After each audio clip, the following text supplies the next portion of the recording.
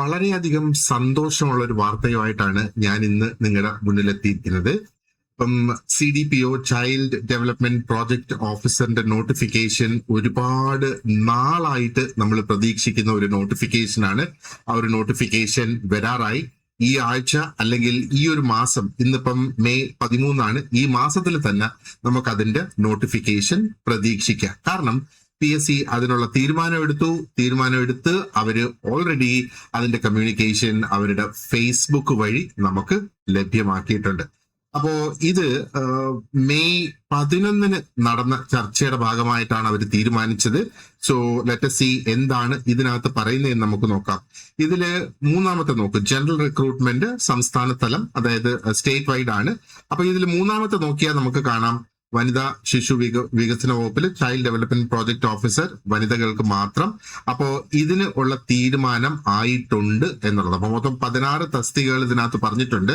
അതിൽ മൂന്നാമത്തതാണ് നമ്മുടെ CDPOയുടെ ആ ഒരു പൊസിഷൻ. അപ്പോൾ ഞാൻ പറഞ്ഞതുപോലെ ഈ ആഴ്ചയോ അല്ലെങ്കിൽ ഈ മാസമോ നമുക്ക് ഇതിന്റെ നോട്ടിഫിക്കേഷൻ പ്രതീക്ഷിക്കാവുന്നതാണ്.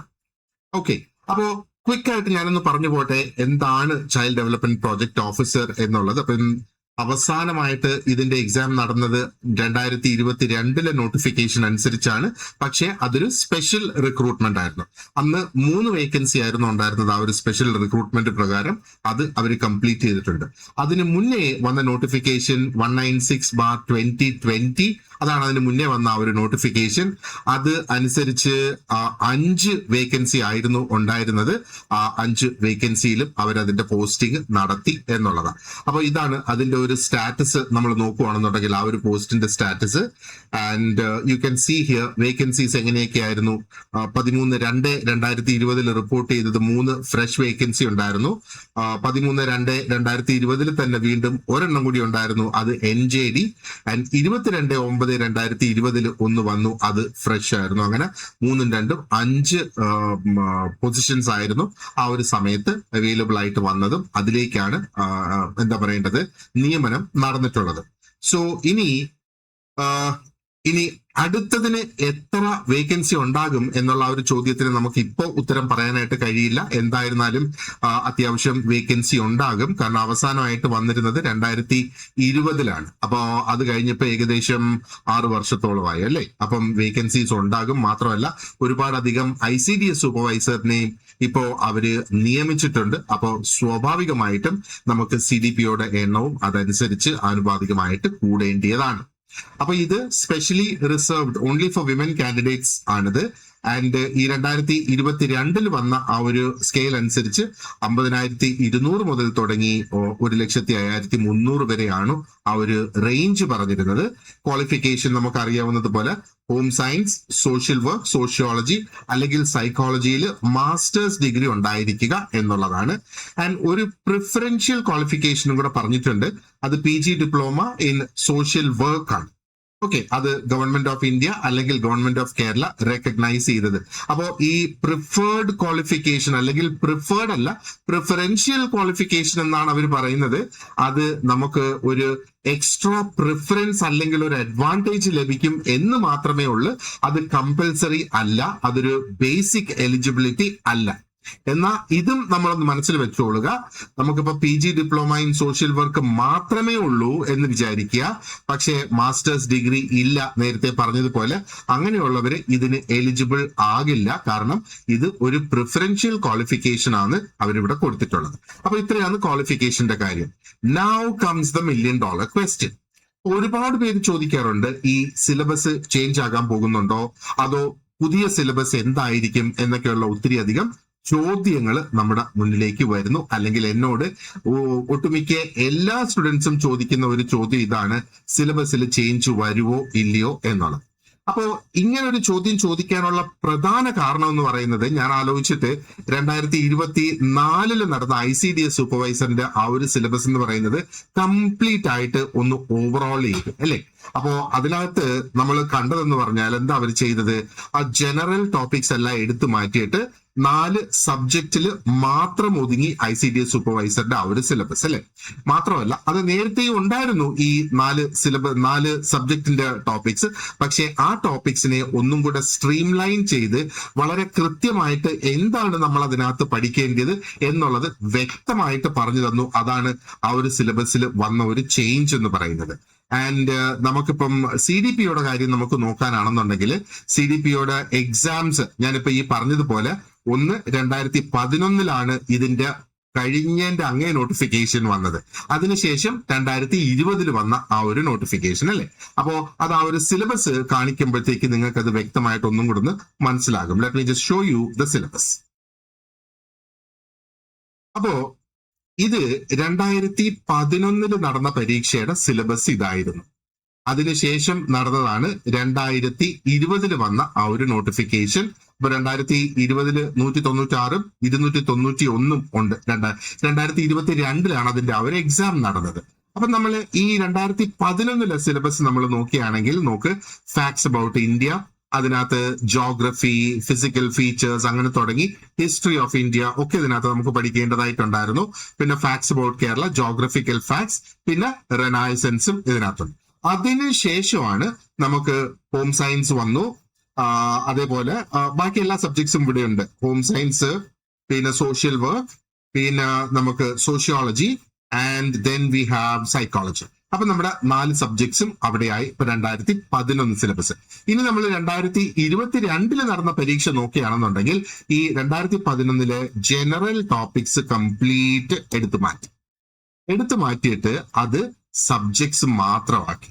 സോഷ്യോളജി 25 മാർക്കിന്, അതേപോലെ സോഷ്യൽ വർക്ക് 25 മാർക്കിന്, പിന്നെ സൈക്കോളജി 25 മാർക്കിന്, ആൻഡ് ഹോം സയൻസും 25 മാർക്കിന്. ഇവിടെയും നമ്മൾ ടോപ്പിക്സ് നോക്കുവാണെന്നുണ്ടെങ്കിൽ വളരെയധികം സ്ട്രീം ലൈൻ ചെയ്ത് ഈ ഒരു പോസ്റ്റിന് അനുയോജ്യമായ ആ ടോപ്പിക്സ് മാത്രം നമ്മുടെ PG ലെവൽ ടോപ്പിക്സ് ആണ് നമുക്ക് ഇതിനകത്ത് ബേസിക്കലി കൊടുത്തിട്ടുള്ളത്. അപ്പോ ഇതിന്റെ ഇടയിൽ ഒരു സംഭവം നടന്നതും കൂടെ നമ്മൾ അറിയുക. അതായത് ഇത് പ്രൊഫഷണൽ ഡിഗ്രീസ് അല്ലെങ്കിൽ ആ ഒരു പ്രൊഫഷണൽ കോഴ്സസ് ചെയ്തിട്ടുള്ള വ്യക്തികളുടെ ആ പ്രൊഫഷണൽ ഡിഗ്രീസ് ഒരു ബേസിക് ക്വാളിഫിക്കേഷൻ ആയി വരുന്ന പരീക്ഷകൾക്ക് അവര് ജനറൽ ടോപ്പിക്സ് വേണ്ട എന്നുള്ള ഒരു തീരുമാനം PSC എടുത്തിരുന്നു. അതുകൊണ്ട് തന്നെയാണ് ഇവിടെ നമുക്ക് ഈ ഒരു സിലബസിൽ മാറ്റം വരാനുള്ള സാധ്യത ഇല്ല എന്നാണ് എന്റെ അഭിപ്രായം. അപ്പോ ഇനി അഥവാ സിലബസിൽ എന്തെങ്കിലും മാറ്റം വന്നാലും ചെറിയ ടോപ്പിക്സിന്റെ ഒരു സ്ട്രീം ലൈനിങ് അവിടെയോ ഇവിടെയോ ഒക്കെ വരും എങ്കിൽ മാത്രമേ ഉള്ളൂ. അപ്പൊ ഈ ഒരു സിലബസ് 2022 ഓൾറെഡി മാറിയതാണ്. അപ്പൊ നമുക്ക് ICDS മനസ്സിലിരിക്കുന്നത് ICDS സൂപ്പർവൈസറിന്റെ പരീക്ഷ ആ ഒരു ജനറൽ കാറ്റഗറിയിൽ നടന്നത് 2024 അപ്പൊ അവിടെ ഒരു ഡ്രാസ്റ്റിക് ആയിട്ടുള്ള ഒരു ചേഞ്ച് എന്ന് വേണമെങ്കിൽ പറയാം. കുറെ പോർഷൻസ് അതിനകത്ത് മാറ്റി. അപ്പൊ അതിന് മുന്നേ CDPOയ്ക്ക് ഓൾറെഡി ആ ഒരു സ്ട്രീം ലൈനിങ് നടന്നതാണ്. അതുകൊണ്ട് ഇനി സിലബസിനകത്ത് മാറ്റം വരാനുള്ള സാധ്യത വളരെ കുറവാണ്. ഇനി സിലബസിനകത്ത് എന്തെങ്കിലും ചേഞ്ച് വന്നിരുന്നാലും നമുക്ക് ഏകദേശം പരീക്ഷയ്ക്ക് മുന്നോടിയായിട്ട് ഒരു 2 മാസത്തെ സമയം മിനിമം നമുക്ക് ലഭിക്കും ആ ഒരു ടോപ്പിക്സ് നമുക്ക് കവർ ചെയ്ത് പോകുന്നതിന് വേണ്ടിയിട്ട്. So now let us get back. Okay, അപ്പോ അതാണ് സിലബസ് ചേഞ്ച് ആകുമോ? ഒരു 95% ചാൻസ് ഇല്ല എന്നുള്ളതാണ് ഞാൻ പറയുന്നത്. നമ്മൾ ഇപ്പൊ ഫോളോ ചെയ്യുന്ന ആ സിലബസ് തന്നെ അങ്ങ് ഫോളോ ചെയ്താൽ മതി. അപ്പോ ഒരു ന്യൂ സിലബസിന്റെ ഒരു ക്വസ്റ്റ്യൻ ആസ് ഓഫ് നൗ ഇല്ല. നമുക്ക് അറിയാലോ ആ ഒരു മാസത്തെ ടൈം ടേബിൾ കിട്ടുമ്പോൾ മാത്രമാണ് നമുക്ക് എന്താണ് സിലബസ് എന്ന് അറിയാനായിട്ട് സാധിക്കുള്ളൂ.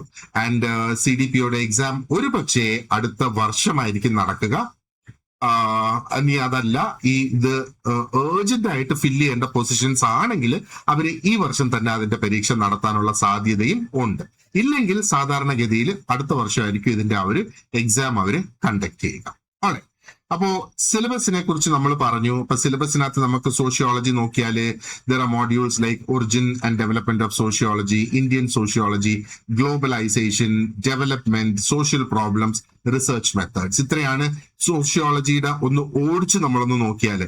സൈക്കോളജിയിൽ നമുക്ക് ബയോളജിക്കൽ ബേസിസ് ഓഫ് ബിഹേവിയർ ഉണ്ട്, sensation, perception, learning, memory, personality, abnormal behaviour and social psychology.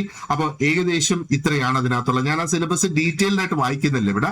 Home science നമുക്ക് ചൈൽഡ് ഡെവലപ്മെന്റ് ഉണ്ട്, വെൽഫെയർ ഉണ്ട്, nutrition, dietetics, extension education, food science, physiology and microbiology, ഇത്രയാണ്.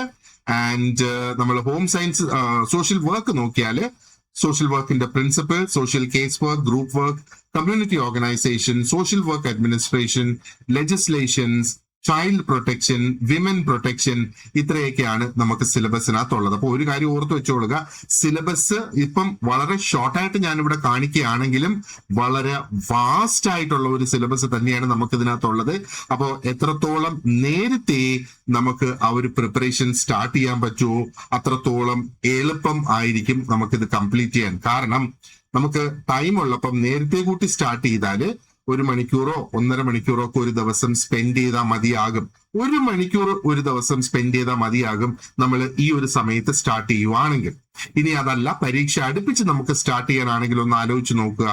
അപ്പൊ ഇതിന്റെ എല്ലാത്തിന്റെയും കൂടെ റെക്കോർഡഡ് ക്ലാസ്സസ് തന്നെ നമ്മൾ നോക്കുവാണെന്നുണ്ടെങ്കിൽ ഏകദേശം ഒരു 200 മണിക്കൂറിനടുത്തുള്ള റെക്കോർഡഡ് ക്ലാസ്സസ് തന്നെ ഉണ്ടാകും.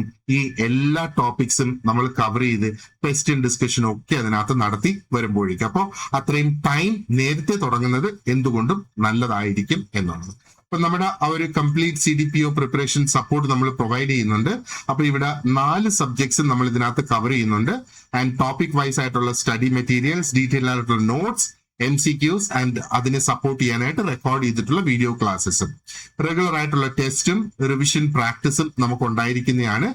ആൻഡ് ഇത്തവണ നമുക്കൊരു ആഡഡ് ഫീച്ചർ എന്ന് പറയുന്നത് ഒരു പേഴ്സണലൈസ്ഡ് പ്രോഗ്രസ് ട്രാക്കിങ്ങും നമ്മൾ അവൈലബിൾ ആക്കിയാണ്.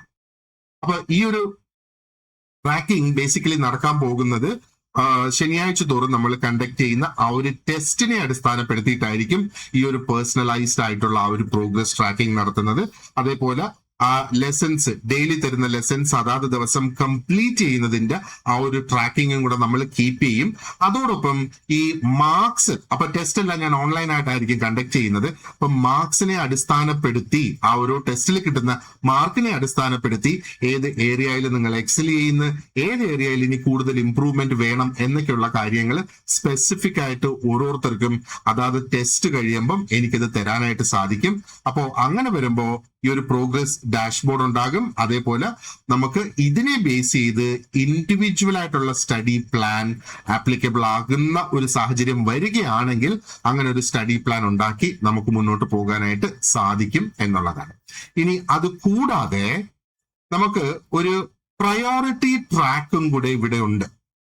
അപ്പൊ ഈ ഒരു പ്രയോറിറ്റി ട്രാക്കില് എന്താ പറയേണ്ടത്, അത് സ്പെസിഫിക്കലി ഐ എം എയിമിങ്, അല്ലെങ്കിൽ ഇതിന്റെ ഫോക്കസ് എന്ന് പറയുന്നത് അല്ലെങ്കിൽ four candidates who are nearing the age limit.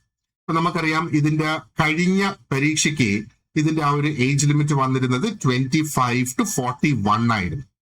അപ്പോ ഇപ്പം ഏജ് ക്രൈറ്റീരിയയിൽ മാറ്റം കൊണ്ടുവന്നിട്ടുണ്ട് പി എസ് സി ആ ഒരു 36 എന്നുള്ളത് പൊതുവെ ആ ഒരു 40ലേക്ക് കൊണ്ടെത്തിച്ചു. അപ്പോ ഇതിനി 41 എന്നുള്ളത് 40 ആവുകയോ അതോ അത് 41 തന്നെ നിൽക്കുവോ, അത് 25 മുതലായിരിക്കുമോ തുടങ്ങുന്നത് എന്നൊക്കെയുള്ളത് ആ ഒരു നോട്ടിഫിക്കേഷൻ വരുമ്പോഴായിരിക്കും നമുക്കത് മനസ്സിലാക്കാനായിട്ട് സാധിക്കുക. അപ്പൊ PG ക്വാളിഫിക്കേഷൻ ഉള്ള മറ്റ് പരീക്ഷകൾക്ക് ഈ വർഷം വന്ന നോട്ടിഫിക്കേഷൻ നമ്മൾ നോക്കിയാൽ അതിനകത്തും 18 മുതൽ തുടങ്ങി 40 വയസ്സ് വരെയാണ് പറഞ്ഞിട്ടുള്ളത്. അപ്പൊ PG എന്തായിരുന്നാലും 18 വയസ്സിൽ PG കംപ്ലീറ്റ് ആക്കി വരുന്ന സാഹചര്യം കുറവാണ് എന്നുള്ളത് നമുക്ക് ഓൾറെഡി അറിയാം അല്ലെ. അപ്പോ അതുകൊണ്ടാണ് ഇത് നേരത്തെ 25 to 41 വെച്ചിരുന്നത്. അത് അങ്ങനെ തന്നെ നിൽക്കട്ടെ എന്ന് നമുക്ക് വിചാരിക്കാം. പക്ഷെ ആ ഒരു ഏജ് ലിമിറ്റിലേക്ക് എത്തുന്നവർക്ക് നമ്മുടെ ആ ഒരു ഗോൾഡ് പ്ലാനിൽ ജോയിൻ ചെയ്ത് കഴിഞ്ഞാൽ അവർ ആ ഒരു പ്രയോറിറ്റി ട്രാക്കിലേക്ക് മാറും. അവരുടെ ആ ഒരു പ്രിപ്പറേഷന്റെ രീതി സ്ലൈറ്റ്ലി ഡിഫറെന്റ് ആയിരിക്കും. അതാണ് ഈ പ്രയോറിറ്റി ട്രാക്ക് എന്നുള്ളത് കൊണ്ട് ഉദ്ദേശിക്കുന്നത്. അതിന് വേറെ എക്സ്ട്രാ ഫീസോ ഒന്നും ചാർജ് ചെയ്തിട്ടല്ല അത് ചെയ്യുന്നത്. But then we need to give everybody a chance. കാരണം നമുക്ക് ആ ഒരു 41 അല്ലെങ്കിൽ ആ ഒരു 41 എന്നുള്ള ആ ഒരു ഏജ് കഴിഞ്ഞു പോയി കഴിഞ്ഞാൽ പിന്നെ നമുക്ക് ഈ ലൈഫില് PSCക്ക് പിന്നെ ട്രൈ ചെയ്യുന്ന കാര്യം ബുദ്ധിമുട്ടാണ് അല്ലെ. സോ ദാറ്റ്സ് വൈ നമ്മൾ ആ ഒരു പ്രയോറിറ്റി ട്രാക്കും കൂടെ ഇതിനകത്ത് ഉൾപ്പെടുത്തിയിട്ടുള്ളത്.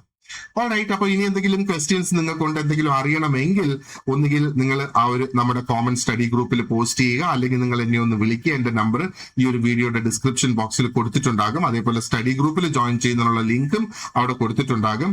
കോഴ്സിന്റെ ഡീറ്റെയിൽസ് അറിയാനും ഒക്കെ ആയിട്ട് നിങ്ങൾക്ക് എന്നെ വിളിക്കാം, അല്ലെങ്കിൽ ഗ്രൂപ്പിൽ മെസ്സേജ് ഇടാം. I will reply to you. So thank you very much for watching this video and you have an excellent day ahead and wish you all the very best. See you in class.